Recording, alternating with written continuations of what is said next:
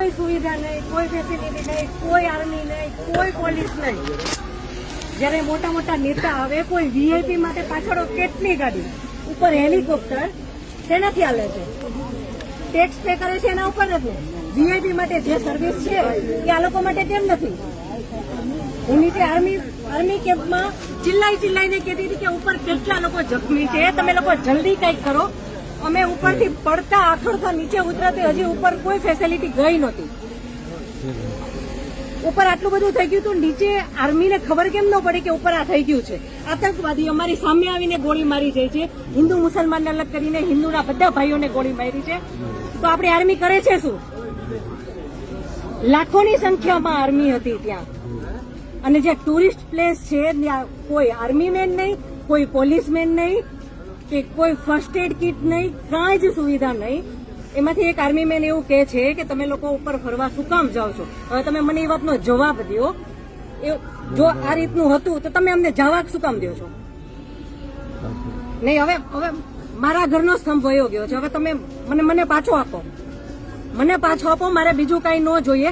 આજ પછી કોઈ દિવસ કોઈ વોટ જ નહીં કરતા। જો આપણી ગવર્મેન્ટને પોતાની જ સુવિધા રાખવી છે, તમારા પાછળ કેટલા વીઆઈપી હોય છે, કેટલી ગાડીઓ હોય છે, તમારો જીવ છે, આ ટેક્સ પે કરે છે એનો જીવ નથી?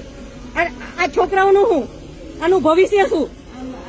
આને ડોક્ટર બનાવી છે, આને એન્જિનિયર બનાવો છો, હું કઈ રીતે બનાવીશ?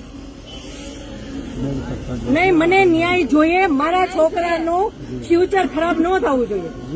આટલા વર્ષની સર્વિસમાં એને ટેક્સ તમે કટ કરીને તમે સેલરી આપો છો ને, અને ઉપર જતા અમે કઈ પણ વસ્તુ ખરીદીએ છીએ, ક્યાંય જઈએ છીએ, ફરીથી ટેક્સ, ટોલ ટેક્સ, બધા ટેક્સ તમે અમારી પાસેથી લ્યો છો।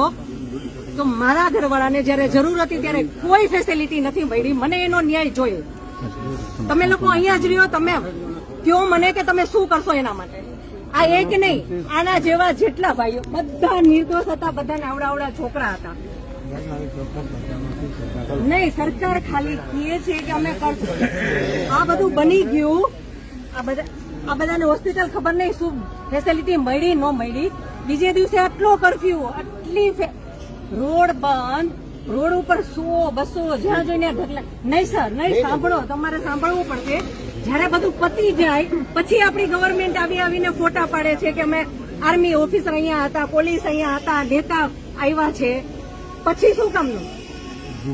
અને આર્મી ઓફિસર એવું કેમ બોલી શકે કે તમે લોકો ઉપર જાઓ છો શું કામ ફરવા?